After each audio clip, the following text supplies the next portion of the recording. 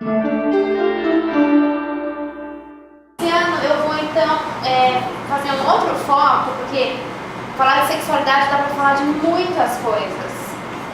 E aí esse ano então eu vou falar um pouco de sexualidade e preconceito, até pensando mesmo em tudo que a nossa sociedade está passando. Então eu acho que cada vez mais a gente está podendo falar um pouco mais disso dentro das universidades.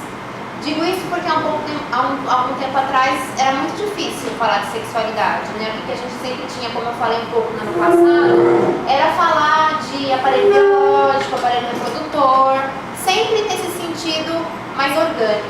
E a proposta que eu trago para vocês é não falar disso, é falar de uma outra coisa. Então eu espero que a minha apresentação suscite aí em vocês algumas coisas e a gente pode conversar um pouco sobre isso no final.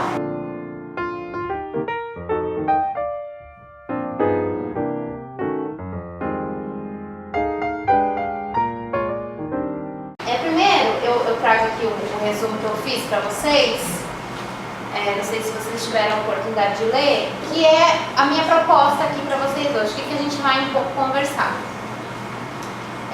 Como eu falei, a gente tem que falar muito de sexo, nossa sociedade fala de sexo e sexualidade o tempo inteiro, e as informações vêm, mas a gente não tem uma oportunidade de discutir sobre isso abertamente, né? Sempre muito preconceito, muito tabu, muito medo, e a gente não tem essa oportunidade de conversar. Tudo que eu vou falar aqui hoje, meu embasamento vem da psicanálise, né? Eu sou psicóloga, trabalho na clínica e sou psicanalista, então todo o meu embasamento, tudo que eu falar aqui, eu não vou ficar fazendo referência o tempo inteiro, porque não é o objetivo hoje. Mas então é só para dizer para vocês de onde eu estou partindo. E eu não vou dar aula de psicanálise ou nem tenho a pretensão de falar de conceitos tão profundamente. A ideia hoje é que eu use alguns conceitos da psicanálise para fazer a discussão aqui hoje.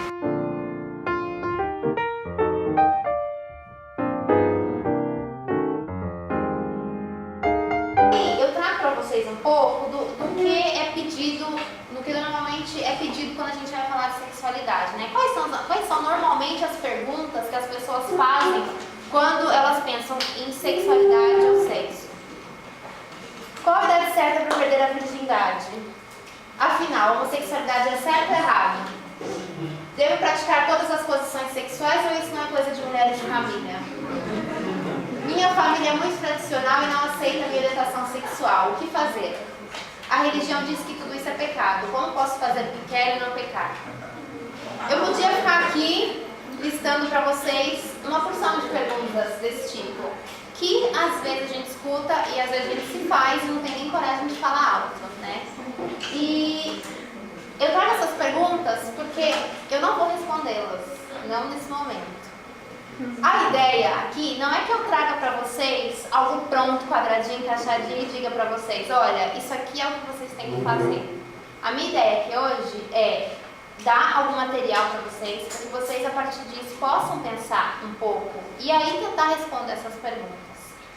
Isso tudo porque a gente tem que pensar que a nossa sociedade adora dar os valores pra gente prontinhos, né? Então desde que a gente nasce, a gente recebe tudo pronto, o que você deve, o que você não deve fazer. E se eu fizesse isso aqui com vocês agora, eu ia estar perpetuando essa prática, que é de não fazer vocês refletirem, né? De dar material para que vocês decidam por vocês mesmos o que vocês querem fazer.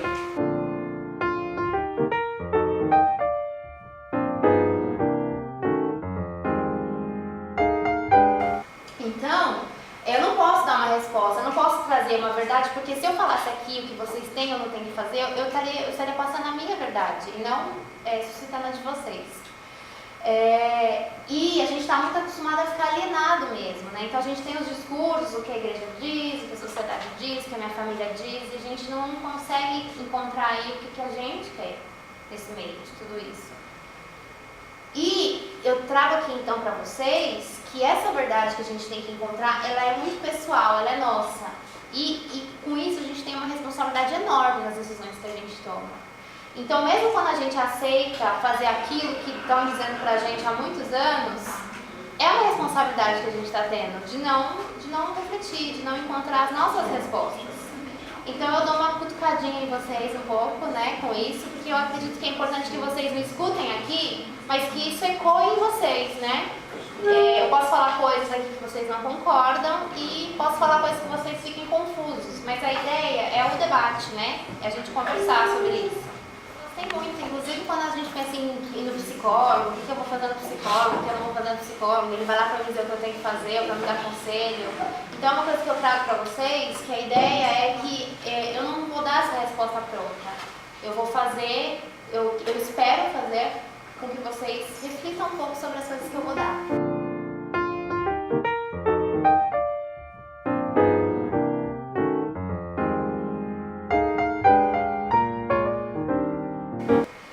Então, por isso eu trago uma fala de uma professora, que ela fez um trabalho sobre sexualidade com adolescentes, em que ela fala sobre isso, que formar, então, é a gente levar os alunos, vocês, a pensar, a refletir.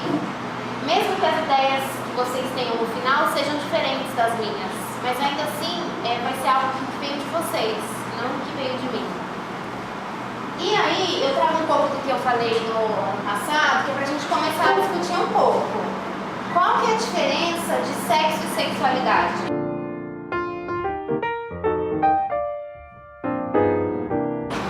Será que tem diferença? Será que é a mesma coisa? Eu trago isso pra vocês porque realmente a gente não para muito pra pensar nisso. A gente vai vivendo, né? A gente vai sentindo as coisas e a gente não vai parando muito pra pensar. Mas a verdade é que sexo e sexualidade são coisas diferentes. E no final das contas, quando a gente estava lá no começo falando das perguntas que a gente faz, de como a sociedade traz isso pra gente, na verdade o que a gente discute é sexo, né? Então a gente discute se a gente deve ou não deve fazer sexo de tal forma, se tal comportamento é aceitável ou não aceitável. Compra-se livros para saber quais mil posições que a gente pode fazer, enfim, as discussões são sempre essas, do corpo e do sexo, as novelas, né, na maioria dos lugares que a gente tem.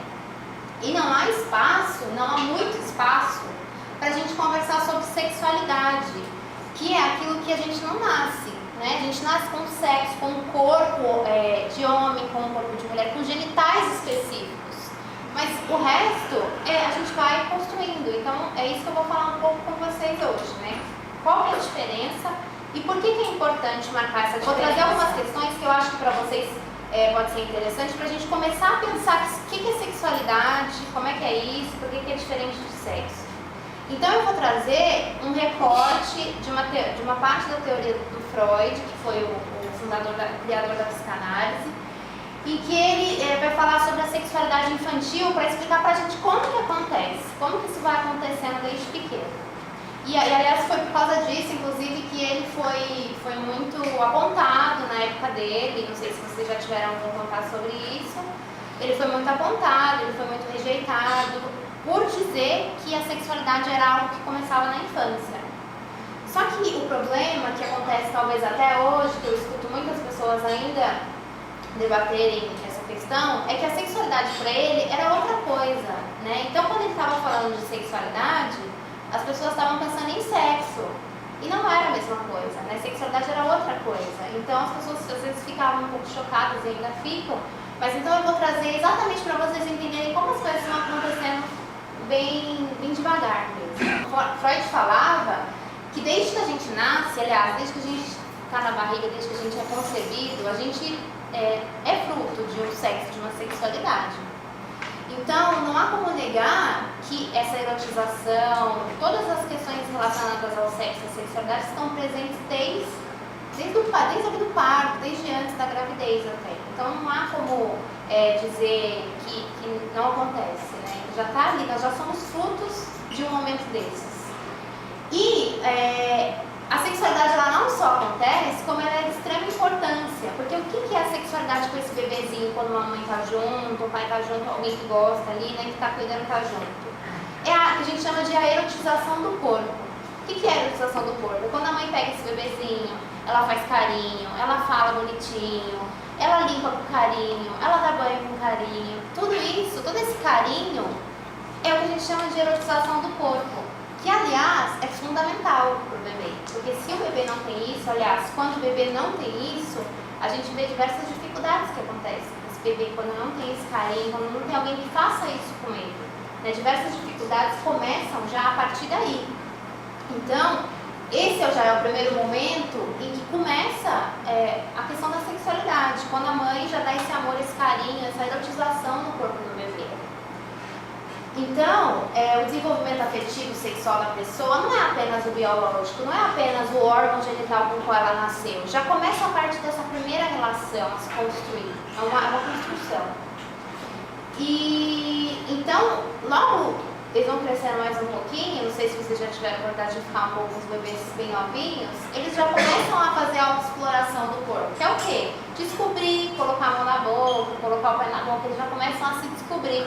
E a gente costuma incentivar, né, esse tipo de coisa, falando, seu pezinho, sua mãozinha, a gente vai incentivando.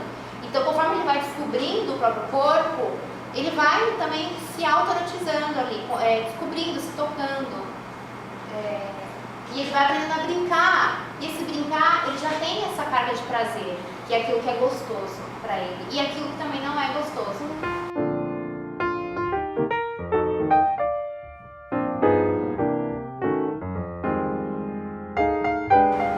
E aí, então, a primeira fase que a gente fala, que o Freud traz pra gente, é a fase oral. Por que fase oral? Porque no primeiro momento o bebê não faz nada, né? Ele não tem coordenação para mexer os braços, ele não tem coordenação no corpo, não tem coordenação. Então, a única coisa que ele controla é a boca, né? Que é o mamar. Que ele controla ainda entre aspas, né? Porque para ele é um peito que vem, é uma mamadeira que vem. Então, é a partir dessa oralidade que ele começa a descobrir o prazer, que é quando ele está com fome, por exemplo, e aí vem aquele peito que ele mama, e aí começa a vir o prazer, ele começa a perceber que há uma regularidade, um prazer naquilo. E ele também começa a perceber o desprazer, ou seja, quando por algum motivo não tá bom, não está prazeroso, enfim. É a partir já desse primeiro momento que começa a sucção que há já o contato com o que é prazer e desprazer. Então é já a partir daqui que ele começa a aprender o que ele gosta e o que ele não gosta.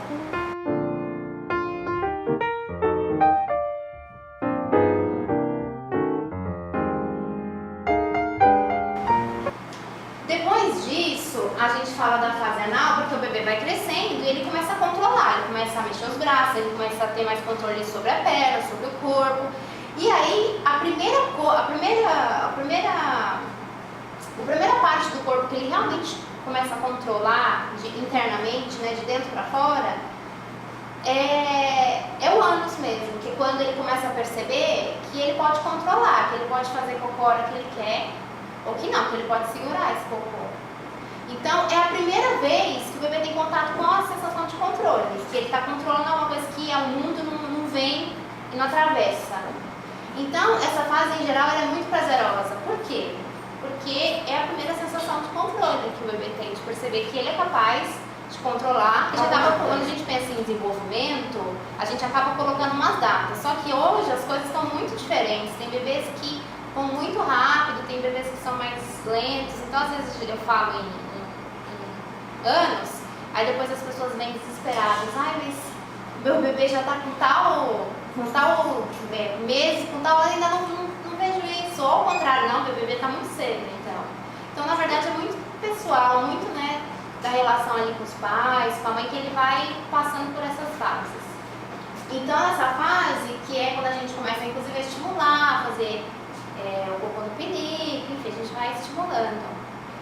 E ao mesmo tempo ele percebe que o cocô é a primeira coisa que ele produz. Porque até então ele não achava que produzia nada, tudo vem de fora, né? O leite vem de fora, a comida vem de fora, o carinho vem de fora, tudo vem de fora. Então é a primeira vez que o bebê vai se dando conta de que ele não só controla, como ele é capaz de produzir alguma coisa.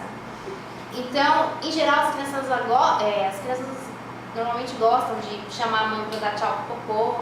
Não sei se vocês já foram, se vocês lembram. Chama a mãe pra dar tchau pro cocô, vem dizer como fez um cocô grande, né? Porque essa sensação de que ele tá produzindo alguma coisa, ele tem orgulho, né? E ele quer mostrar, quer dividir. Ele não entende às vezes que a gente briga. E ao mesmo tempo, gente, quando eu falo em prazer, não dá pra falar em prazer sem falar de desprazer. O que acontece? Também é o desprazer daquela criança que às vezes não consegue, ela tá começando a controlar, mas dá uma escorregada, faz um dia nas calças, e é um sofrimento também para eles, perceberem que eles um dia controla, outro dia não controla direito. Então, o prazer, mas também aprender o desprazer. acaba aprendendo as duas coisas em conjunto. Aqui a gente já está vendo, não sei se vocês estão conseguindo perceber, que já desde pequeno é que vai estruturando, a gente vai estruturando o que é prazer, o que é desprazer. E ao mesmo tempo também a gente já pode perceber que isso não é uma coisa solitária, não é uma coisa que a gente faz sozinho. O bebê não está sozinho. Tudo isso que ele está passando lá junto com aquelas pessoas que cuidam dele. Então, esses primeiros contatos, essas primeiras relações, elas também influenciam muito na forma como o bebê vai se constituindo, mas não é só isso, é um conjunto de coisas. Então, a partir daqui a gente já consegue visualizar um pouco disso. E aí a gente vai crescendo, o bebê vai crescendo, e aí vem a fase fálica, ainda também com uns 4, 5 anos. O que acontece nessa fase? Ele começa a perceber que tem alguma coisa lá embaixo que é diferente, né? E ele começa a perceber, quando está indo para a escola, em contato com outros bebês, ou mesmo vendo mãe e pai tomando banho, que tem diferença, que não é igual. A gente é igual, a gente tem braço, a gente tem perna, mas lá embaixo é alguma coisa diferente.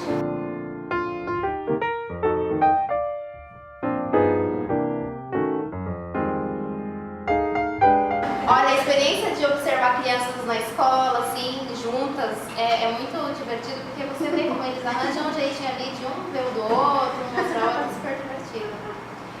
E aí, isso ao mesmo tempo que é prazeroso, ao mesmo tempo começa a ser desprazeroso, por quê? Porque vem os limites, vem uma mãe, uma professora, alguém pode dizer, olha, você não pode sair mostrando, né, por aí, né, tem que guardar, enfim. E também porque eles começam a entender que essa diferença quer dizer alguma coisa, né? Então, eu tenho algo pendurado, né? Vamos pensar na cabeça da criança, e aquela menina não tem nada. Então, o que será que é diferente? Eles começam, então, devagarzinho a entender aqui o que é ser homem e o que é ser mulher nessa fase.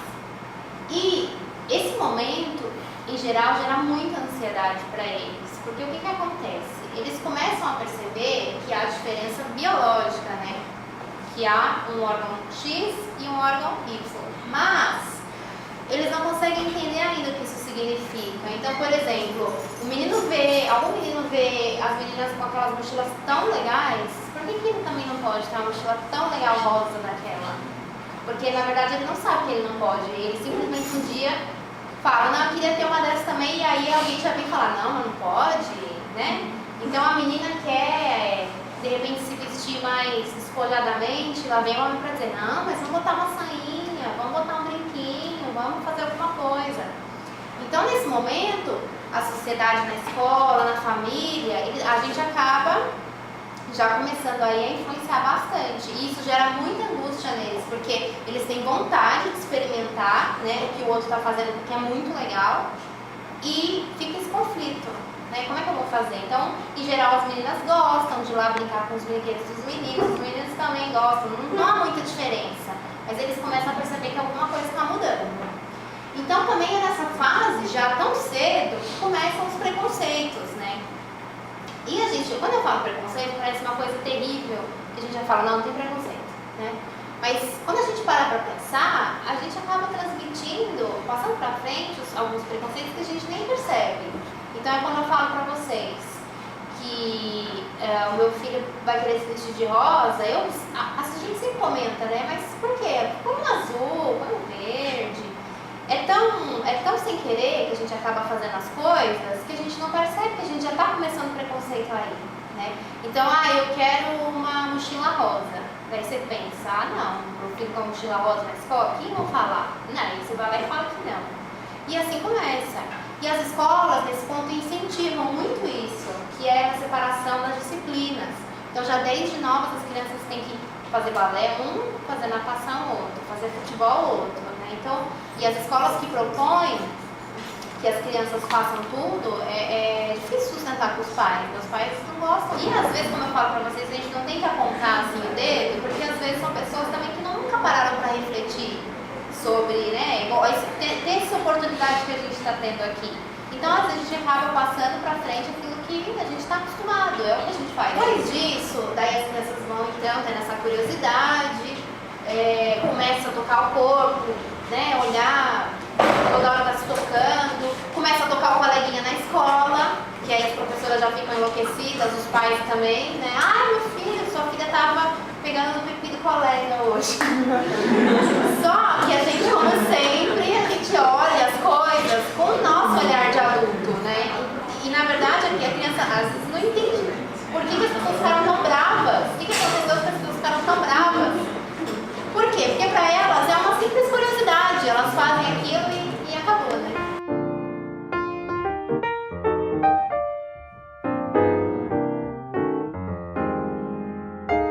E aí, além disso, os adultos não respondem. A gente faz isso, né? A gente não responde.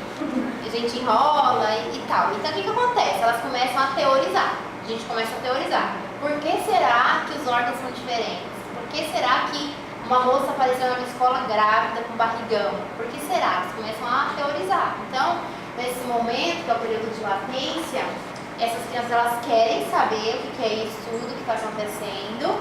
E como a gente acaba não respondendo, ou elas acabam fantasiando, a gente fantasia. Então, é interessantíssimo escutar crianças nessa época, as teorias que eles criam para justificar por que é diferente e como que as crianças nascem. É muito, muito interessante. E aí eles começam também a teorizar por que uma pessoa pode se vestir de tal forma, porque outra pessoa não pode se vestir de tal forma. E também isso reflete muito o que vem da família. Como eu falei para vocês, se a gente vê na escola crianças de vários lugares diferentes, cada uma vai trazer uma história que tem muito a ver com a família, com aquilo que ela vive na sua realidade em casa.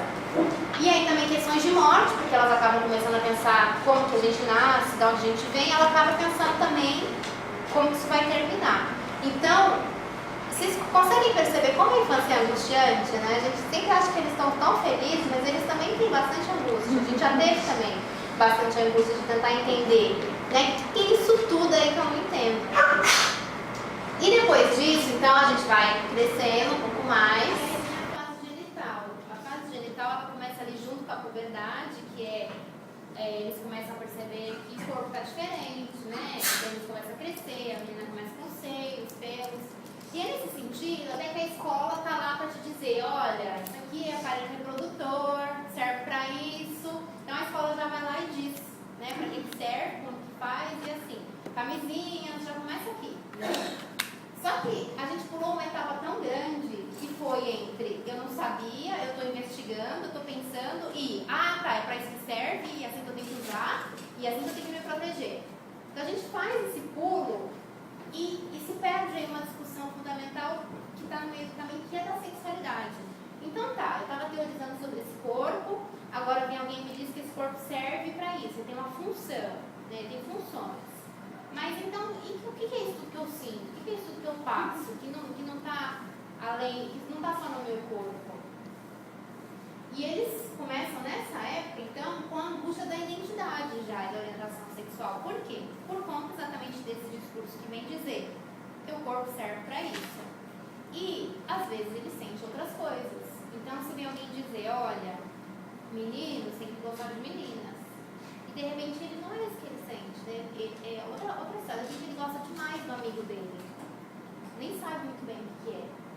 Mas ele já fica assustado, já fica angustiado. Como que ele vai falar disso se já falaram para ele que o certo é uma coisa? Então, é bem angustiante.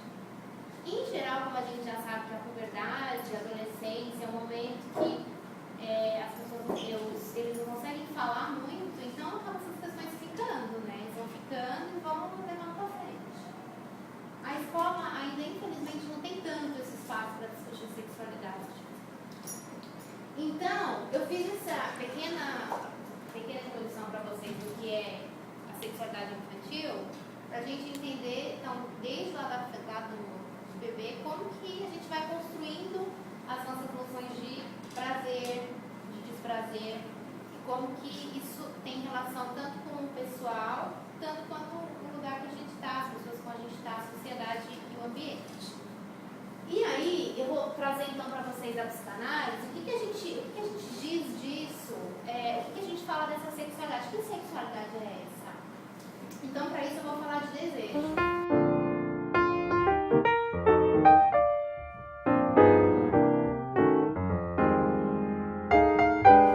Porque a sexualidade, para a psicanálise, ela não passa só pelo corpo, o corpo serve ou não serve, para que ele funciona ou não funciona. E sim, para aquilo prazer, ou para aquilo que eu não quero porque eu tenho esse prazer. Então é a partir daí que a gente constitui o nosso desejo. A gente começa a desejar coisas e aí quando chega na adolescência a gente se choca porque algumas dessas coisas que a gente deseja não poderiam acontecer. Só que o desejo, ele não é necessidade, não é uma coisa como assim, eu tenho fome, eu estou com sede, então eu vou beber água. Né? O desejo, ele não é nessa relação direta. A gente não consegue dizer, bom, a partir de amanhã eu não vou desejar um delicioso bolo de chocolate. Né? Então a gente fala, eu vou comer comida porque eu não posso comer o bolo, mas a gente não deixa de desejar. Então o desejo ele não é tão simples de ser controlado. Né? A gente não diz não vou mais e de repente o desejo some.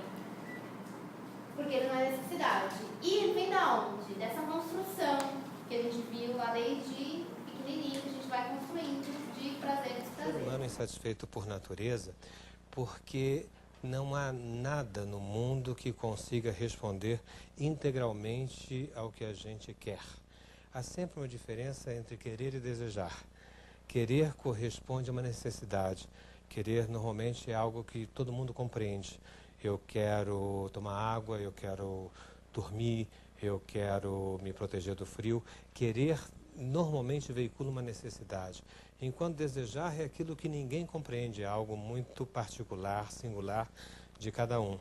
E jamais nós temos uma resposta que nos satisfaça completamente. Essa é a base da criação ou é a base do sofrimento? Na psicanálise, o que acontece quando um desejo é realizado? São raros os momentos, são momentos fulgurantes, e nesse momento a pessoa tem uma sensação de uma quase morte. Os franceses chegam a chamar o orgasmo de uma pequena morte. A pessoa tem uma sensação como se estivesse no olho de um furacão, tem uma sensação de perda de identidade, uma sensação de tontura, uma sensação de querer se agarrar no outro, e isso passa. O que é que vem depois? Pode vir uma depressão de algo perdido, pode vir uma vontade de ir além e de reinventar esse prazer tão rápido que é a realização de um desejo. Os animais, eles não têm dúvida. E por que não têm dúvida? Porque tem o seu ciclo vital instintivamente marcado. Só nós podemos duvidar, por exemplo, entre jantar fora ou ir ao cinema, quando não dá tempo. Né? Vamos jantar fora ou vamos ao cinema? Só o homem pode se alimentar de comida ou de símbolos, que é o cinema. Isso não é uma dúvida animal, é uma dúvida, como eu digo, profundamente humana. E se nós duvidamos, a escolha também é profundamente humana. O nosso desejo não tem nada de bom senso. Precisa nunca ter dado um beijo, nunca ter dado um abraço, nunca ter dormido numa rede, nunca ter tomado um banho de mar, nunca ter feito análise, né, para achar que a vida tem algum bom senso. Não existe nenhum bom senso. Cuidado com o que desejas, pois poderás ser atendido. Diz o provérbio judaico, né? E realmente precisa ter muito cuidado, porque se você diz eu quero isso e de repente você tem aquilo que você pediu, você não tem mais nenhuma desculpa. Você não pode mais se queixar. Portanto, se nós desligarmos esse botãozinho, nós vamos realmente chegar a uma sociedade onde são todos iguais, que é o ideal do ego animal, mas é distinto do ideal humano de confronto com esse descompasso tão próprio a nós. Eu trouxe esses dois vídeos para vocês, para a gente então pensar um pouco naquilo que eu estava falando sobre desejo. Vocês viram como eles falaram da questão da angústia, de como a gente não sabe lidar com a angústia, e como a gente estava vendo lá que a angústia começa desde pequenininho, quando a gente está descobrindo prazer e desprazer, então já tem angústia desde lá. E quando a gente fala em desejo, prazer, não tem como falar também da angústia e tudo aquilo que vem junto.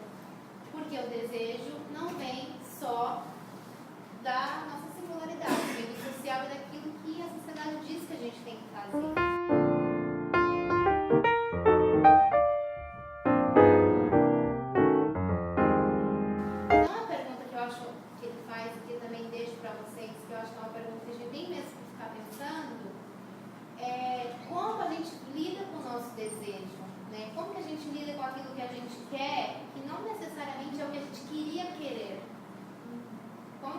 lida com um desejo, ou com vários desejos, que a sociedade não aceita muito, né, que outras pessoas, que vai ser difícil sustentar esse desejo. Então, como sustentar um desejo que não combina, que não combina com aquilo que é exigido da gente?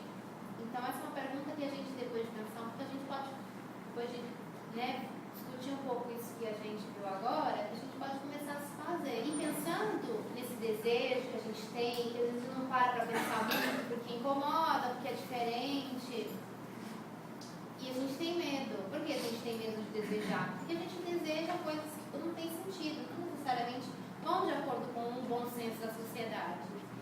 E a gente acaba tendo medo do que a gente desconhece. Então, se a gente desconhece algo em nós mesmos ou no outro, se o outro faz alguma coisa que eu desconheço, a gente tem medo, né, do desconhecido. Então, quando a gente tem medo, a gente tende a tentar encontrar uma verdade, aquilo que vai aliviar o nosso medo e a nossa angústia do desconhecido. E aí que vem a ideia de normalidade, que é uma ideia que a gente tem tão antiga na nossa história, que é a criação de regras e padrões que digam o que é normal e o que é normal. Porque quando a gente diz que alguma coisa é normal, a gente cessa um pouco daquela angústia, né? Bom, então eu sou isso ou eu sou aquilo.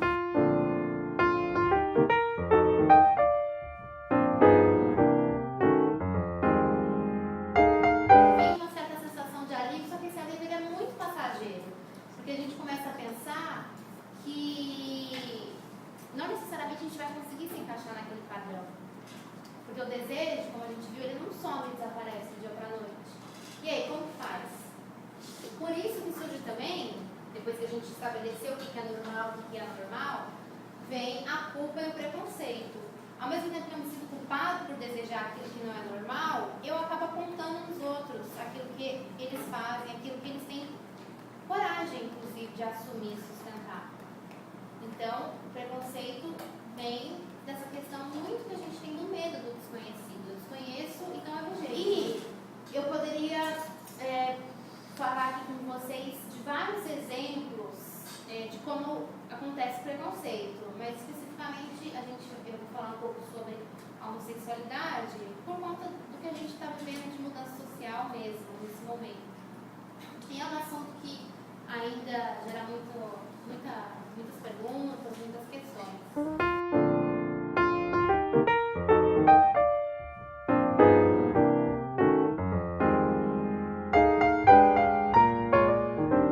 Então, para Freud, ele disse lá em 1905, não é à toa que as pessoas acharam ruim, então lá em 1905 ele disse que a gente não nasce heterossexual.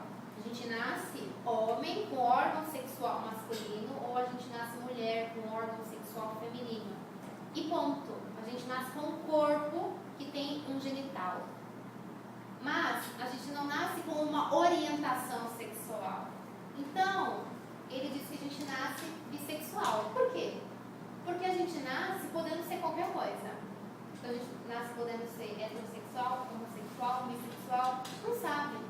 Quando estava o bebezinho lá, não dá pra dizer o que ele vai ser ou o que ele vai deixar de ser. Dá pra dizer o quê? Que ele tem um corpo X ou um corpo Y, mas não dá pra dizer o que ele vai ser. E se a gente for começar a pesquisar, por que a gente tem tanto preconceito com a homossexualidade? Se lá nas pesquisas históricas e antropológicas, lá a gente vai pesquisando, existiam relações homossexuais, desde muito antigamente.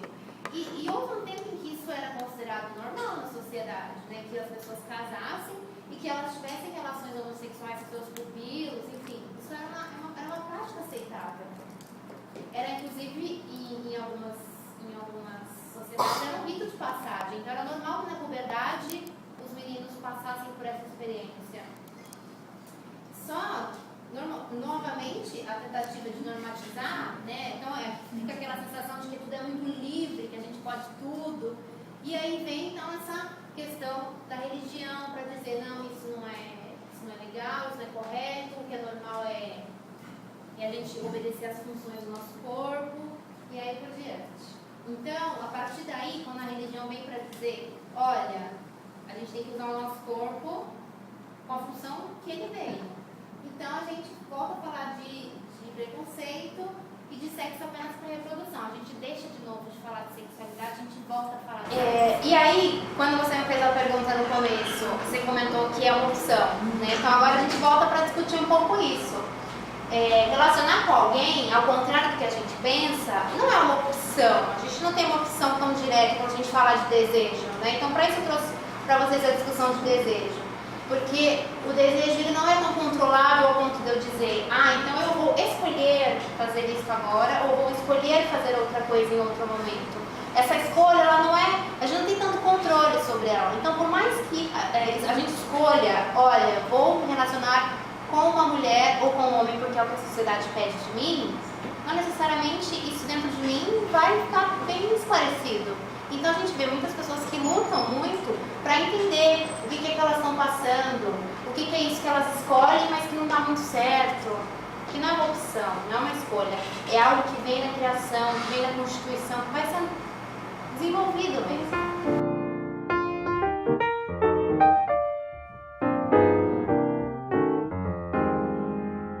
Aí é muito importante quando a gente fala de homossexualidade, pensar em quanto tempo a gente ficou, e quando a gente fica ainda, repassando certos mitos que a gente tem em relação a isso. E a gente não para muito para pensar quanto tempo a gente não ficou pensando que HIV, a AIDS só acontecia entre homossexuais. E ainda hoje a gente tem muito o preconceito de que todo pedófilo é gay.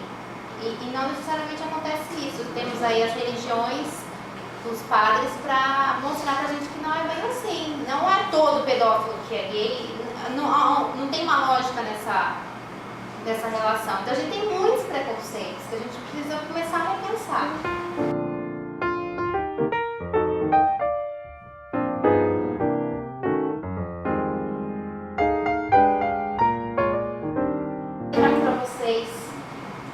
Uma historinha do Laerte. Vocês conhecem o cartunista, o desenhista Laerte? Não. O Laerte, ele está passando por uma polêmica nos últimos tempos, não sei se vocês tiveram contato, porque ele começou a se vestir de mulher, publicamente. E aí várias revistas, televisões fizeram reportagens com ele para entender o que estava acontecendo. Ele começou a sair, e aí ele criou essa personagem, que é um homem que gosta de se vestir de mulher. E o interessante é que nos desenhos que ele está fazendo, ele está colocando aquilo que ele está vivendo, as dúvidas. E o que eu acho legal trazer para vocês é que quando perguntam o tempo inteiro para ele, tá, mas o que você é então? E ele diz, eu não sei. Eu gosto de mulher, casada até pouco tempo, adoro mulheres, mas eu também gosto de usar salto alto e me maquiar, porque eu acho muito legal. E as pessoas falam, não, mas então isso significa que você é gay. E ele diz, eu não sei, eu estou descobrindo agora. Então é interessante que a gente pode ter a coragem, que é mesmo uma coragem, de sustentar aquilo do nosso desejo que nem a gente sabe ainda direito, que ele ainda não sabe também, ele está descobrindo. Mas sustentar essa postura. E as pessoas não cessam de perguntar, então fala, você é gay ou você não é? Né? A ansiedade que diga o que você é ou o que você não é. E ele diz, eu não sei. E aí, então eu trouxe uns quadrinhos para vocês verem como ele acaba trazendo isso. Finalizar um pouco, eu vou voltar com vocês para o começo da nossa palestra de hoje. Como que a gente começou a palestra hoje? Eu trouxe para vocês essas perguntas, que são as perguntas que a gente começa a pensar quando a gente fala de sexo e sexualidade.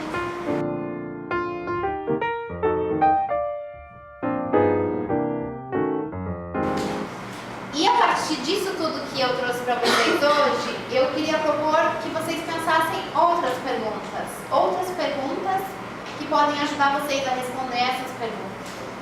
Então eu dou alguns exemplos de que perguntas que a gente tem que começar a se fazer.